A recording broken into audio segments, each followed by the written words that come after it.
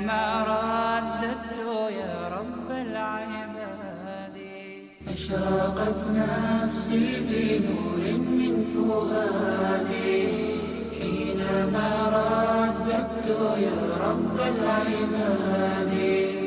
وانتشت روحي وصار الدمع يجري يا إلهي خذ بقلبي للرشاد. أشرقت نفسي بنور من فؤادي حينما رددت يا رب العباد.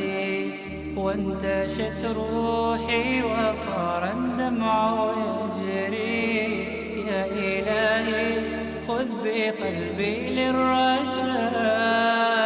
أشرقت نفسي بنور من فؤادي حينما رددت يا رب العباد.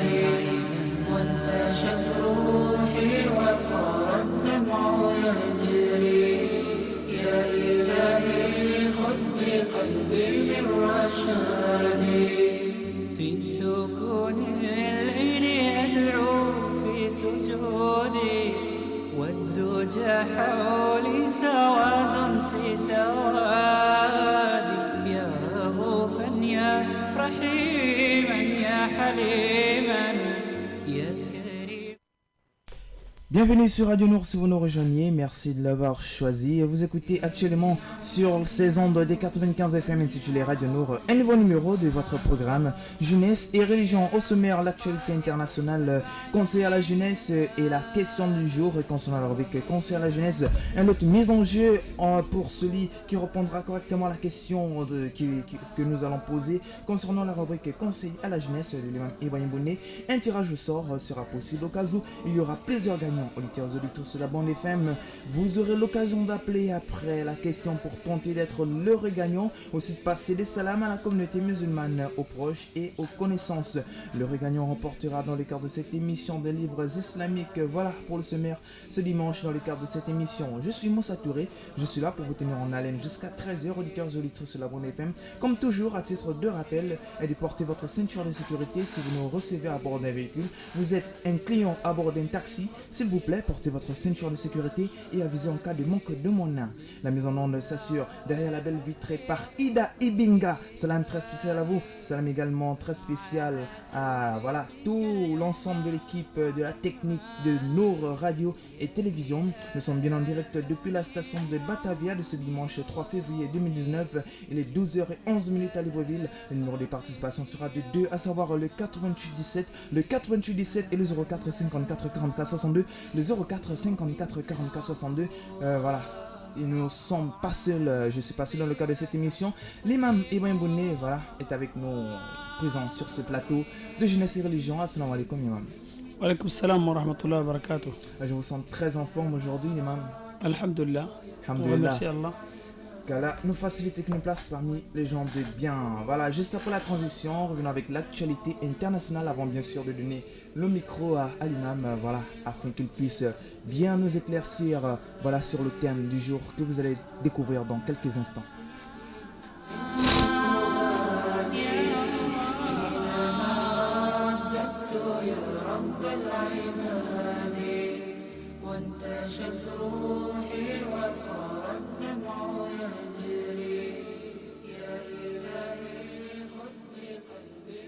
أشرقت نفسي بنور من فؤادي حينما رددت يا رب العباد.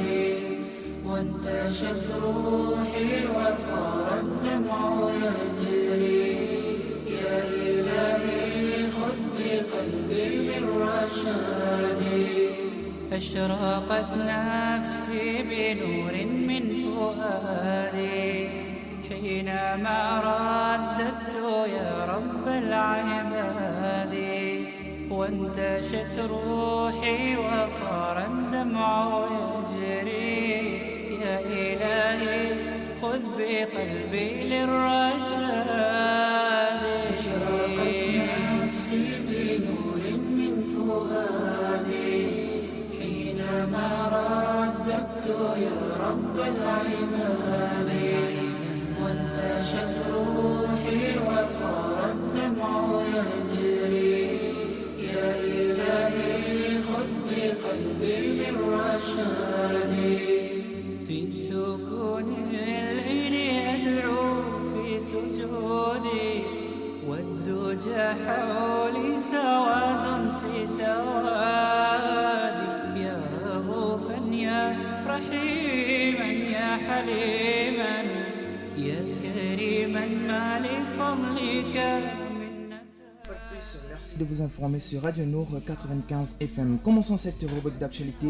Au Venezuela, le bras de fer entre Guaido et Maduro se poursuit dans la rue. Le président vénézuélien Nicolás Maduro, de plus en plus contesté, a proposé samedi de convoquer des élections législatives anticipées dans le courant de l'année, alors que des milliers d'opposants manifestaient pour exiger son départ. Dans un discours prononcé devant des milliers de partisans célébrant les 20 ans de la révolution bolivarienne lancée par Hugo Chavez, Nicolás Maduro a annoncé samedi 2 février que l'Assemblée constituante, fidèle à son administration, allait débattre de renouvellement de l'Assemblée nationale qu'il a qualifiée de bourgeoise. Les prochaines élections législatives étaient prévues pour 2020. De leur côté, des milliers d'opposants dirigés par le président autoproclamé Juan Guaido ont défilé durant plusieurs heures dans l'est de la capitale Caracas, agitant des drapeaux aux couleurs rouge, bleu et jaune du Venezuela. Ils ont commencé à marcher vers le siège de la représentation de l'Union européenne dans le quartier de Las Mercedes. Terminons avec la Cour pénale internationale pour l'affaire de l'ancien président ivoirien Laurent Gbagbo libéré sous condition. La Belgique accepte l'accueillir. Acquitté il y a 2 semaines par la Cour pénale internationale de crimes contre l'humanité et libéré vendredi sous condition, répondant à une demande de coopération de la Cour pénale internationale. La Belgique a accepté d'accueillir Laurent Gbagbo étant donné ses liens familiaux avec le pays, a déclaré samedi 2 février un porte-parole du ministère belge des Affaires étrangères, Karl Lagati. Voilà, auditeurs et auditrices de la bande FM. Sans transition, nous sommes, comme je le disais, avec l'imam Ibrahim Bouné. Il est présent sur ce plateau de jeunesse et religion. Une fois encore, l'imam. Assalamu alaikum wa rahmatullahi wa barakatuh. Wa alaikum assalam wa rahmatullahi ta'ala wa barakatuh. Alors, imam, une semaine, voilà, sans être passé dans le cadre de cette émission, vu que c'est tout le dimanche, jeunesse et religion. Alors, comment vous vous sentez à présent? Alhamdulillah, je me sens très bien, alhamdulillah. Alhamdulillah. Alors, le thème du jour, chers auditeurs et auditrices de la Bonne FM, particulièrement cette jeunesse. Alors, prêtez-nous vos cœurs un instant. Alors, le thème du jour s'intitule Comment réorganiser, c'est-à-dire reprendre les choses en main. Voilà, le chemin en main. Voilà, auditeurs et auditrices de la Bonne FM, prêtez-nous vos cœurs un instant, car aujourd'hui, il est censé que l'on parle de ce thème assez important, parce qu'après constat, on remarque que les parents, les encadreurs, ceux qui ont la responsabilité des jeunes qui sont à leur disposition, ces encadreurs ne prennent pas les choses en main, c'est-à-dire dans le cadre de l'encadrement, dans la bonne voie, dans ce qui est essentiel dans la vie de l'homme, de l'être. Voilà, donc il est censé qu'on parle à ces encadreurs-là et on cible également cette jeunesse, voilà, qui se laisse ainsi aller dans la dépravation, etc.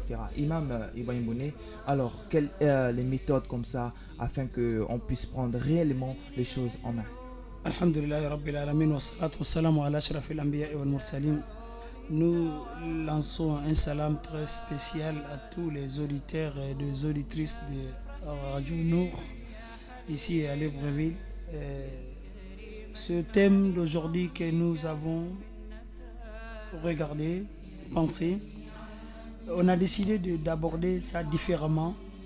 C'est vrai que notre émission est intitulée La jeunesse et la religion, mais après constat, on remarque que toujours les choses n'avancent pas et comme prévu.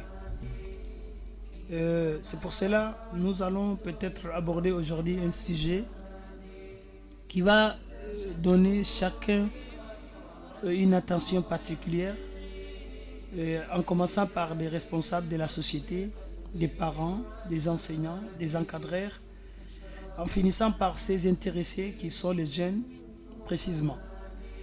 Aujourd'hui, lorsque on regarde la vie, la société un peu partout, le travail, l'activité, la formation, on trouve que beaucoup de gens, beaucoup de jeunes ne s'intéressent pas assez à la religion.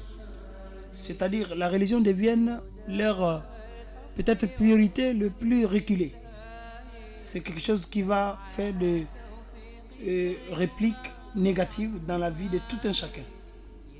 Aujourd'hui, à titre d'exemple, lorsque un problème déclenche quelque part, social, économique, religieux ou autre, rarement qu'on va on va méditer sur des causes et des faits qui ont conduit à ces drames ou à telle situation. On peut prendre le cas des jeunesses. Ils ont trop de soucis aujourd'hui au niveau de leur emploi, leur travail, leur avenir ou autre.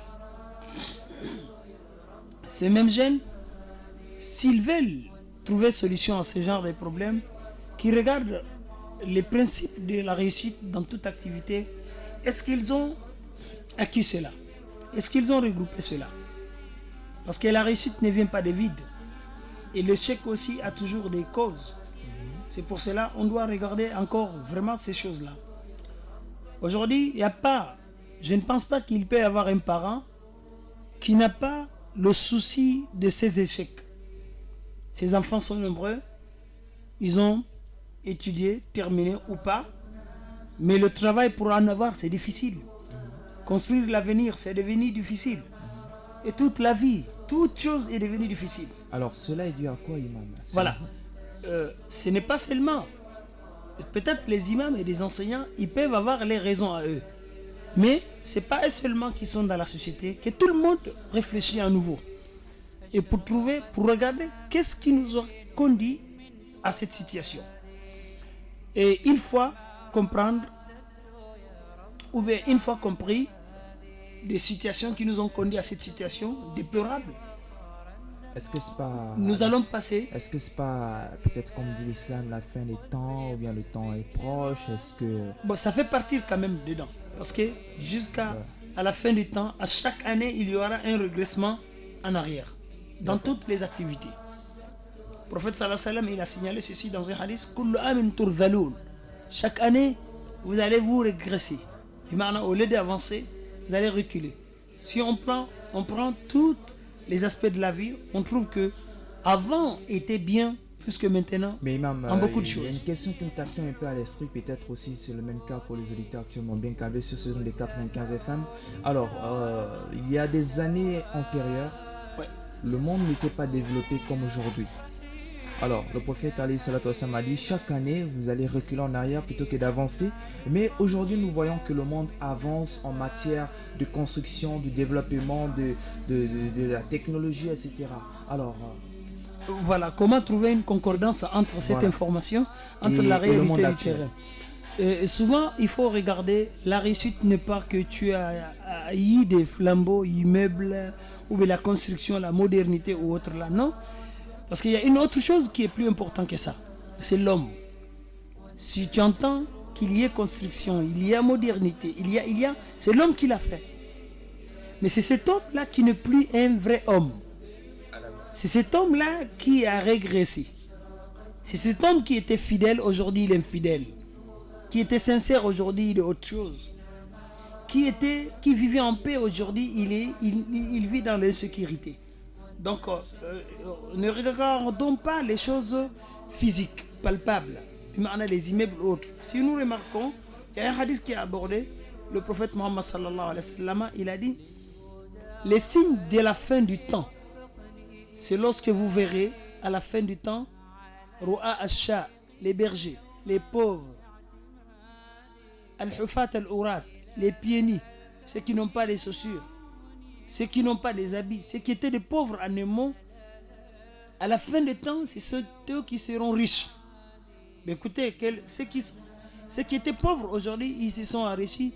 Mais leur trace est bizarre. La plupart de ces gens-là, c'est des malfaiteurs absolus. Donc, ce n'est pas le côté matériaux que nous devons regarder, mais l'homme en question qui est en train de faire ces modernités, ces développements. On va trouver que vraiment cet homme qui était bien hier, cet homme qui vivait avec tout le monde dans la paix, cet homme qui adorait Dieu, cet homme qui était vraiment courageux et honnête, il ne l'est plus. Si on comprend bien, c'est-à-dire le but essentiel, c'est que c'est pas la technologie, c'est pas la construction, c'est pas tout cela l'essentiel, mais l'essentiel c'est l'homme, l'adoration. Voilà, c'est l'homme et l'adoration. Et l'homme qui construit le monde là, c'est celui qui est l'intéressé. Et le mode de vie, c'est-à-dire demandé par l'islam, c'est-à-dire le mode de vie que l'islam a mis en place. En place. C'est ce qui est le plus important à savoir. Sinon, si nous regardons la façon que nous vivons aujourd'hui, on a les habits que nous portons, les voitures que nous roulons, les maisons que nous construisons, on va trouver que tout c'est moderne. Mais regardez le côté comportemental, nos cœurs, nos relations et nos vivre ensemble, on va trouver que vraiment ici, là-bas, c'est nul. C'est ce qui est déplorable. C'est ce que nous devons vérifier aujourd'hui. Si on vous propose de vous construire votre château, votre village en or, hein, en or qui est impossible presque, mais à condition que cela va beaucoup jouer sur vos comportements, vous n'avez plus de famille, vous n'avez plus de bons comportements, mais c'est vous qui êtes le perdant.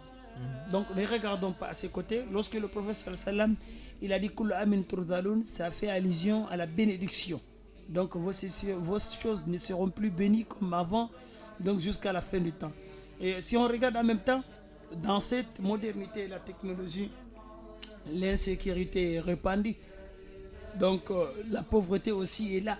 Sinon c'était censé que lorsqu'on avance, on se développe, donc on vit plus en tranquille que misère. Donc aujourd'hui c'est le contraire. Le monde avance en même temps et les choses s'aggravent, l'insécurité un peu partout, la faiblesse un peu partout, la méchanceté un peu partout, les comportements non plus et autres là, c'est pour nous prêter à l'attention de regarder, de réorganiser encore, de reprendre le chemin à nouveau, de s'intéresser à la chose la plus importante qui est l'adoration.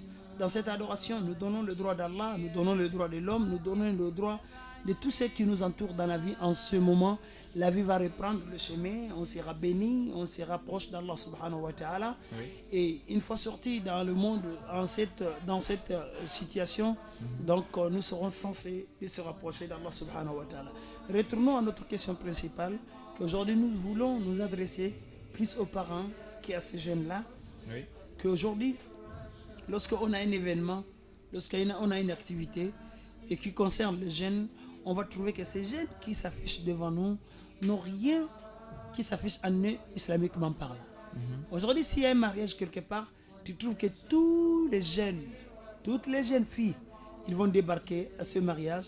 Peu d'eux vont s'intéresser à la religion, peu d'eux vont s'intéresser à la prière, mais peu d'eux, tu vas trouver qu'il a respecté l'accoutrement que l'islam lui a enseigné, lui a exercé et recommandé de s'habiller ou autre.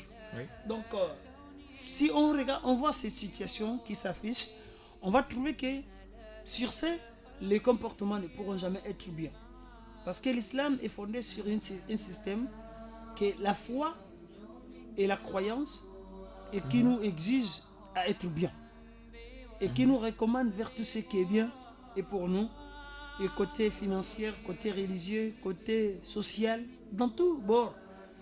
C'est lorsqu'on applique, on comprend sur quoi l'islam est fondé, des fondamentaux de l'islam, qu'on veut le justifier en ce moment, ça va manifester en nous en positif. C'est-à-dire, on va trouver que les comportements sont bien, les accoutrements sont bien, le respect, il y est, le courage, il y est, le travail, il y est, l'honnêteté, il y est, la honte, il y est. Donc, mais lorsque ces fondamentaux ont un problème, ils ne sont pas compris, ils ne sont pas appliqués. Oui. Le parent qui est censé enseigner ne connaît pas. Et il ne peut pas s'appliquer. Parlons plus à ses enfants. Donc, ils n'ont même pas reçu d'abord le message. Donc, c'est pour dire, regardons encore notre vie que nous disons que nous sommes des musulmans, mais lorsque il y a un événement, ou bien le quotidien de la vie, aller chercher autre, mais on voit tout sur nous, sauf les traces, les avantages de cette adoration, ou bien de cette foi, ou bien des justificatifs de l'adoration. En ce moment, il faut vraiment être sincère avec soi-même et regarder avant qu'il ne soit trop tard. Quelqu'un, vous le voyez, il s'intéresse moins aux fondamentaux de l'islam, de la religion. Et le justificatif tel que la prière, le jeûne, dire la vérité, aider les gens, respecter les parents, etc., il n'a rien de tout cela. Mais pourtant, c'est quelqu'un qui va mourir. Disons même très bientôt, il va finir. Mais si sa vie continue comme ça jusqu'à la fin, mais à la fin, le regret est inévitable. Donc avant que ce temps n'arrive, vraiment que chacun individuellement... Alors, j'ai une question. Est-ce qu'on ne peut pas adapter, c'est-à-dire le mode professionnel, c'est-à-dire le travail, les activités qui sont des activités sûres, qui ne sont pas des choses en zig-zag? Est-ce que vous comprenez? C'est-à-dire une activité dans la légalité, c'est-à-dire comme le travail par exemple, etc. Est-ce qu'on ne peut pas l'adapter à l'adoration? Mais bien sûr, Alors, toute chose que l'homme il se retrouve dedans, il peut être adapté à l'adoration. Ça veut dire que c'est l'adoration qui est le principe. C'est l'adoration qui est fondamentale. Donc les choses qui vont venir à titre de complémentaire, les choses qui vont compléter notre vie, ça va rendre encore plus beau. Ils vont s'adapter. C'est en ce moment la technologie, la modernité doit s'adapter au principe de la religion. d'accord. Mais malheureusement, lorsqu'on voit la vie, c'est le contraire. Donc les gens veulent que c'est l'adoration, c'est la religion qui va s'adapter à ces choses modernes. Mais ce n'est pas du tout normal. Chose qui est assez impossible. Voilà. Et scientifiquement, on ne peut pas Parce que adapter. la priorité, c'est l'adoration. Voilà. C'est ça la priorité. Donc, c'est toute chose qui s'adapte à la priorité. Exactement. Oui. Et c'est comme l'originalité. Donc, une pièce originale Il ne peut pas s'adapter à la copie. à la copie. C'est la copie Ça- qui va essayer de qui essaye, s'adapter. voilà. Qui essaye de s'adapter. Mais qui ne s'adapte toujours pas à 100%. Donc à 100%. Bon, il y a ça, on peut comprendre ça Effectivement. dans le Un cadre. bel exemple. Voilà, on peut comprendre ça dans le cadre de notre religion. Donc ça veut dire que si la communauté aujourd'hui veut vivre heureux, veut vivre tranquille, veut vivre riche, veut vivre en paix, veut vivre vraiment béni de tous bords, il va falloir qu'il privilégie sa relation avec Dieu. En ce moment, il va comprendre qui il est et pourquoi il est là, qu'est-ce qu'il a, qu'est-ce qu'il n'en a pas, et comment il doit vivre. Étant passager, étant étranger, il va partir bientôt. Mais comment il doit partir? Je crois que si tout parent, tout responsable a conscience de cette situation, il essaye à chaque fois, il se bat. Ce n'est pas facile, ça ne s'installe pas simplement comme ça. Il faut se lever, il faut comprendre et les raisons d'exister, et la situation. Ensuite, il faut commencer à placer les pions, les fondamentaux et l'appliquer et l'adapter à la réalité. En ce moment, petit à petit, nous allons sortir de ces situations. Comme j'ai dit tantôt, il n'y a pas un parent qui n'est pas soucié, aujourd'hui de la situation et laquelle son enfant se retrouve actuellement. Sur tous les plans. Le travail, les enfants ne travaillent même pas. Et pourtant, beaucoup ont terminé les études. D'autres n'ont même pas fait le travail. Et qui n'est pas ambitieux que ces enfants prennent le relais derrière lui? Je crois que tout le monde, même ceux qui ne sont pas musulmans, ils veulent que ces enfants les héritent et sur des choses qu'ils sont en train de faire, deviennent même meilleurs qu'eux. Mais on trouve que des vivants même, il n'est pas encore parti et il est déjà désespéré. Mais souvent, ce qui est bizarre, ce qui fait plus mal, chacun croise les bras en disant que non, c'est la fin du temps, c'est le monde d'aujourd'hui, c'est les gens qui sont gaspillés, c'est le temps qui est foutu. Allah a voulu ainsi. Allah a voulu ainsi. Non, non. Ne croyons pas à ces choses-là. La réussite est toujours conditionnelle. Les bonnes choses sont toujours chères, sont toujours difficiles. Donc il faut reprendre le chemin en établissant la raison de l'existence, qui est de connaître Allah et dans sa foi aux autres. Quelquefois dans l'histoire, les gens qui ont marqué l'histoire avec le travail, avec la réalisation. C'était des gens convaincus que leurs principes qu'ils sont en train d'appliquer, même si c'est difficile, même si ça paraît presque impossible, mais ce n'est pas impossible. Et que ça va venir avec le temps. Donc regardons même hors de la communauté musulmane, dans le monde moderne aujourd'hui, ceux qui détiennent l'économie, ceux qui détiennent la gestion de la terre aujourd'hui, le commandement, mais c'est des gens qui ont cru leurs principes, ils ont tracé ensuite, ils se sont appliqués, mais les résultats sont là. Et ce qu'ils ont visé, et ils les ont eu. Donc pourquoi pas nous? Nous qui sommes musulmans, nous qui sommes soumis, nous qui vivons dans un système social fiable, selon les principes de la religion qu'il a mis en place. Mais selon les pratiques, les réalités, des applications, là, on est à côté. On n'est en train pas de profiter de ce que la religion nous a donné.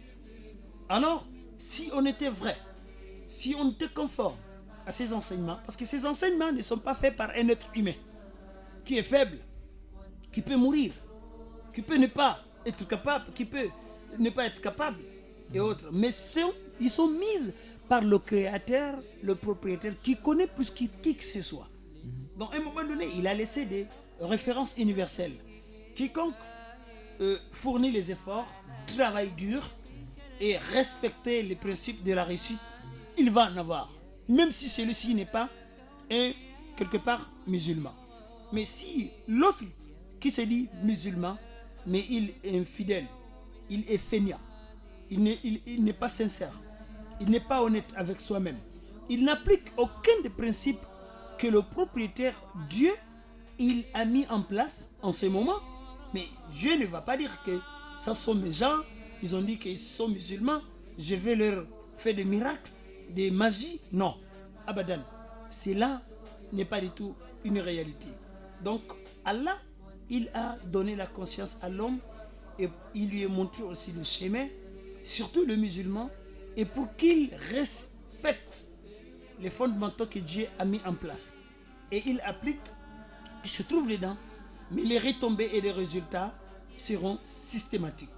Quiconque croit en Dieu, que la vie est faite pour lui adorer, pour lui reconnaître et pour s'appliquer, et qu'il va partir, celui-ci, il va forcément faire du bien. Le bien qu'il va faire, il va construire sa religion, sa relation, il va s'occuper de sa famille, son entourage, de ses enfants, au nom de la responsabilité, et celui-ci, il va forcément récolter de bons fruits, il sera heureux, béni, également ses descendants et ses arrières. Mais aujourd'hui, on a fait ce constat partout, parce qu'on croise beaucoup de parents qui ont des soucis avec leurs enfants, qui ont des soucis avec leurs voisins, qui ont des soucis à leur lieu de travail, qui ont des soucis dans leur boulot, dans leur travail. Mais le pauvre oublie les origines, les situations qui lui ont conduit ici. Alors si vous ne connaissez pas la maladie qui vous attaque, vous pouvez aller prendre, vous pouvez vous en prendre un médicament qui est totalement contradictoire à votre maladie, il va mettre fin à votre vie. Si vous ne connaissez pas l'origine de votre échec, de votre problème, alors la résolution, oubliez-les.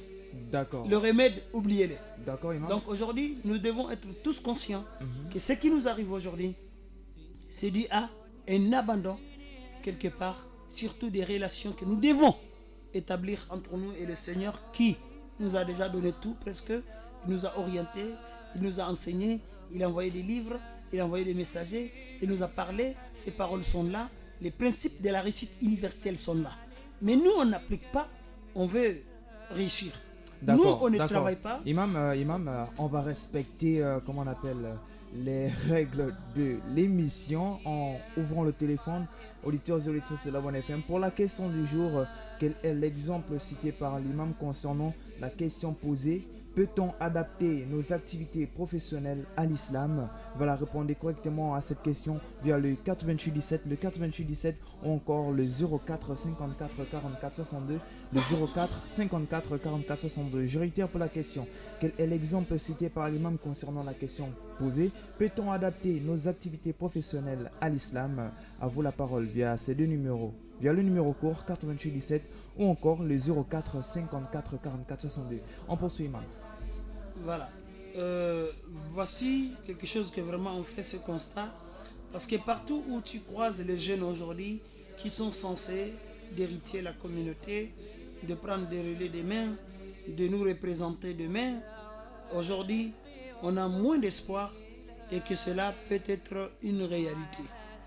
Donc, les vieux bientôt, ils vont partir. Les jeunes aussi vont les remplacer. De toute façon, tout le monde ira. Tout le monde va sortir de ces bas mondes. Mais nous nous rappelons d'un principe que le messager de l'islam, ce grand homme, il a enseigné à sa communauté. Il a dit dans un hadith, Al-Kayyisu, le plus intelligent, le surdoué, quelqu'un qui est vraiment bien. Al-Kayyisu mandana nafsahu, celui qui s'est endetté avec des responsabilités. Celui qui se voit toujours endetté, il doit payer ses dettes. Wa amila lima ba'da al-maut, et il a travaillé et pour après de la mort. Donc il est conscient qu'il va mourir, mais il a préparé avec la foi, avec les prières, avec le jeûne, avec le bon comportement, avec le respect aux paroles, aux références que Dieu a mis en place. Donc c'est lui le plus intelligent. C'est lui le plus intelligent. Wal-ajizu, et le feignant, hein? Ouais, les feignants, et le néant, celui qui n'a rien du tout, celui qui est incapable. L'incapable, man atba'a nafsahu hawaha, c'est celui qui a su la passion de son cœur. Ce que son cœur lui dicte, c'est ce qu'il suit. Dedans, nous allons penser directement aux modes. Aujourd'hui, la plupart des jeunes, ou bien certains vieux même, ils s'intéressent aux modes. C'est ce qui est en mode. La voiture qui est en mode, je dois en avoir. Les habits qui sont en mode, je dois le porter. Je dois en avoir. Les systèmes de mode de vie qui sont privilégiés aujourd'hui, je dois le faire.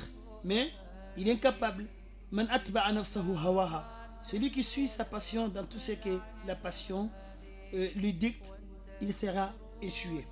Man atba'a nafsahu hawaha wa tamanna ala Allahi al-amani, et il va rester chez soi à ne rien faire, de dire que non, moi je suis déjà musulman, si nous mourrons, nous allons partir au paradis. Il va penser qu'il va avoir ce paradis et facilement. Alors, donc, Imam, la question que j'ai à vous poser, comment savoir que l'on est déjà, c'est-à-dire agréé dans le paradis ou pas, dès, c'est-à-dire l'instant où nous sommes toujours sur ce bas monde? Lorsque quelqu'un il se voit croyant, oui, pratiquant, oui, travaillant, oui, sincère, oui, honnête, oui, aimé par son entourage, par sa famille, par rapport aux actes qu'il pose, ça sont des bons signes qu'il fera partie des gens d'Allah qui auront le paradis. Beaucoup de promesses dans le Saint-Coran, il nous a orientés vers cela.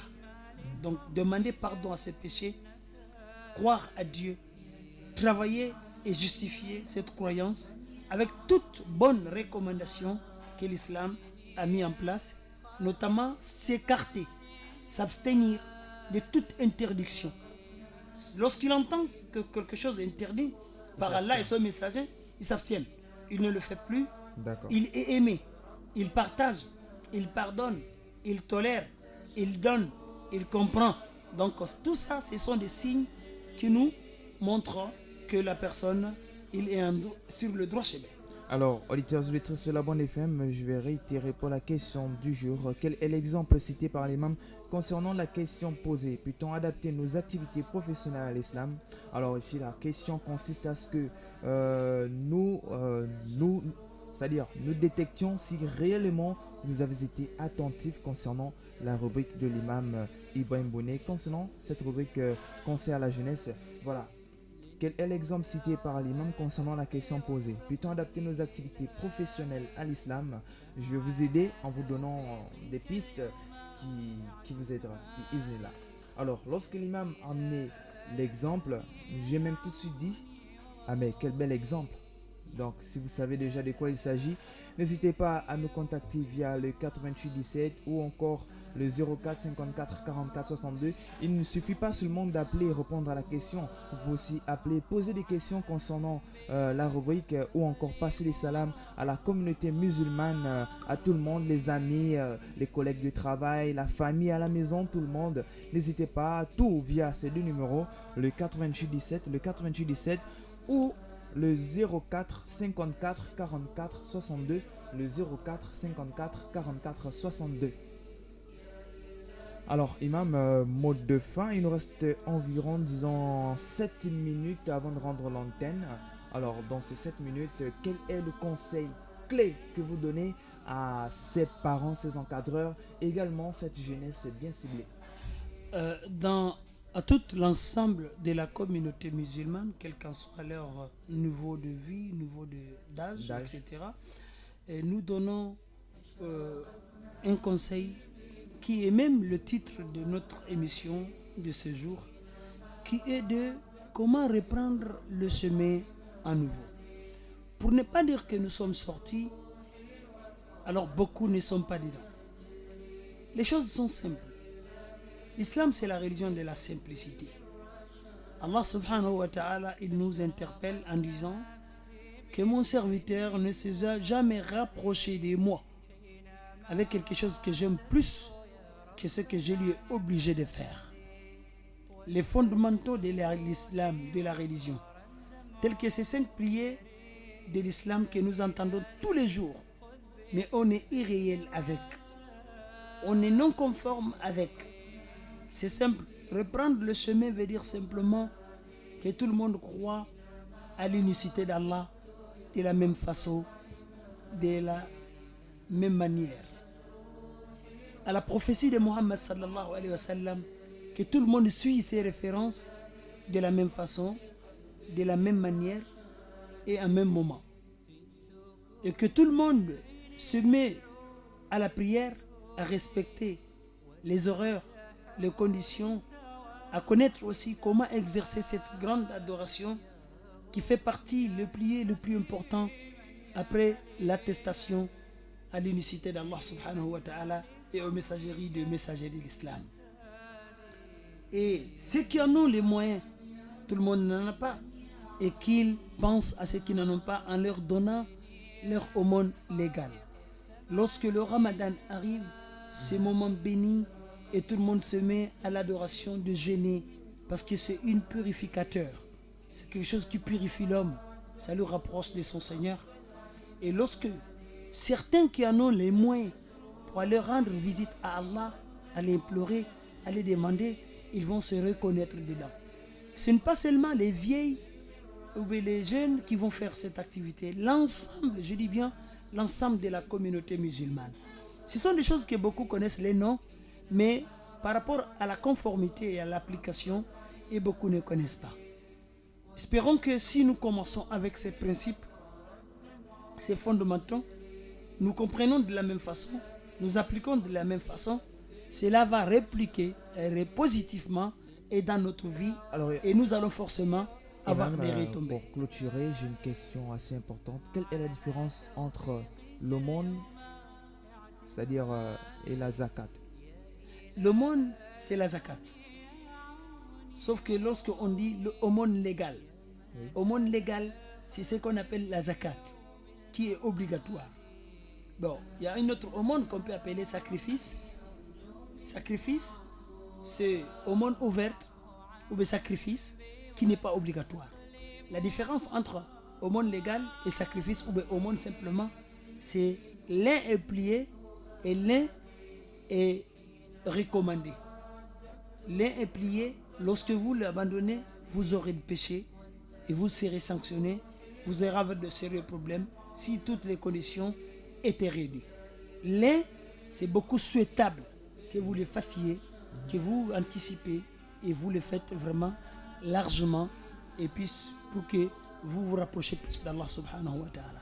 Mais souvent, et toutes les deux, ils sont nommés dans le même cadre au nom de aumône, mais nous savons que la zakat qu'on entend, c'est ce qui est l'obligatoire. Mais aumône comme ça, sans préciser avec zakat, Ça peut être le sacrifice ouvert ou le général. Il y a la zakat où il faut, c'est-à-dire calculer tous ses biens. C'est Oui. la zakat. C'est ça que au monde vous légal. parlez. Voilà. D'accord. C'est Ok, ce qui d'accord. était jumelé toujours à la prière, parce que c'est obligatoire, c'est même plié de l'islam. Mais beaucoup commencent à abandonner aujourd'hui, les musulmans même. Ils ne font pas sortir cela. Demain, quand il est frappé, il va dire que non, c'est quelqu'un qui me l'a fait et autres là. Mais lui, il n'a pas respecté les principes divins, même les fondamentaux de la religion.